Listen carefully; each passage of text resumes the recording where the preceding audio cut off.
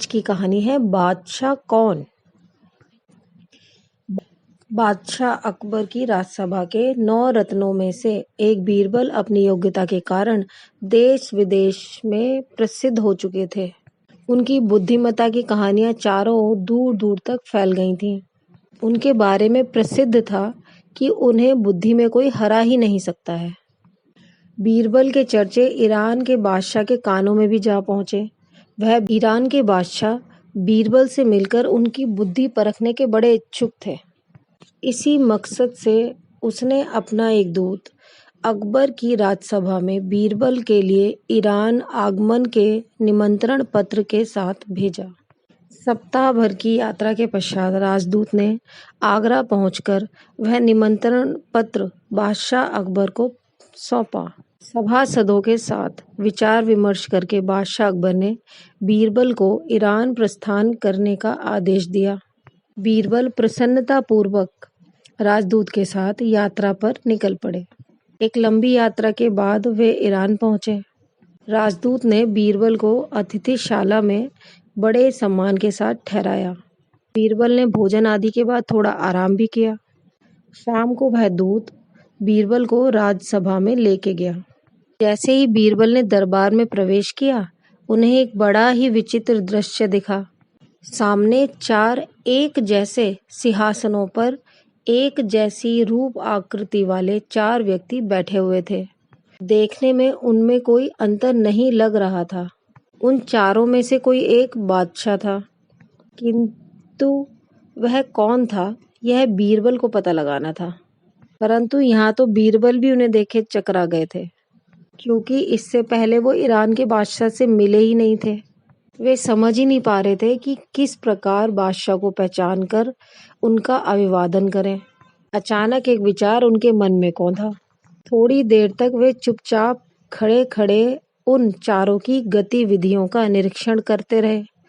फिर वे उन चारों में से एक के पास गए और बोले, बादशाह सलामत, मैं आपकी सेवा में अपना सलाम पेश करता हूँ और खुदा से आपकी सलामती की दुआ करता हूँ। मैं हिंदुस्तान से आपसे मुलाकात के लिए ही यहाँ आया हूँ। मैं अपने शहंशाह अकबर आज़म की तरफ से आपके लिए नेक नियति और दोस्ती का पैगाम लाया हूँ।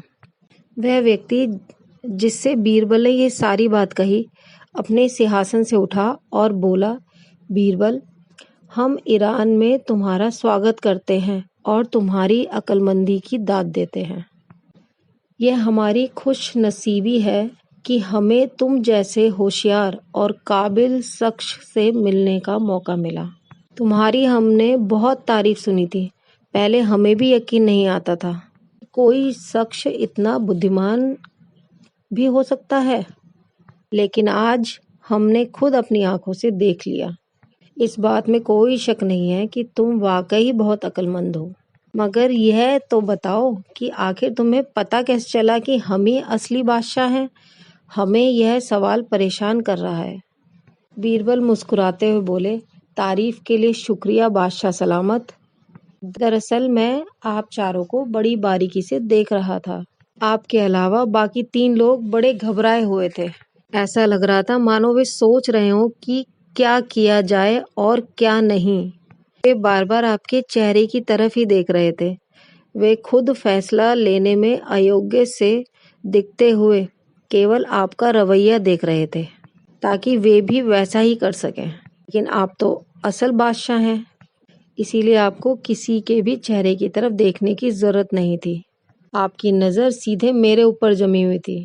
ईरान का बादशाह बीरबल के बुद्धि चातुर्य से बहुत प्रभावित हुआ। यह इतना अधिक प्रसन्न हुआ कि उसने सिंहासन से उठकर बीरबल को गले लगा लिया और बोला, बीरबल, तुम वाकई में बादशाह अकबर के दरबार के बेहतरीन नगीने हो। तुम्हारी अक्लमंदी काबिले तारीफ है। बीरबल वहां लगभग 1 सप्ताह तक सम्मानित अतिथि के रूप में रहे। वहां उन्हें ईरान की विभिन्न विशेषताओं को देखने का भी अवसर प्राप्त हुआ। भारत लौटते समय ईरान के बादशाह ने बीरबल को बहुत सारे उपहारों के साथ विदा किया। आगरा लौटकर जब उन्होंने बादशाह अकबर को अपनी ईरान यात्रा के बारे में बताया, वे बहुत खुश हुए। बीरबल की तारीफ करते हुए बोले, हमें पूरी उम्मीद थी कि तुम ईरान में भी अपनी काबिलियत का सिक्का जमा दोगे। शाबाश। फिर बादशाह अकबर ने भी बीरबल को इनामों से नवाजा।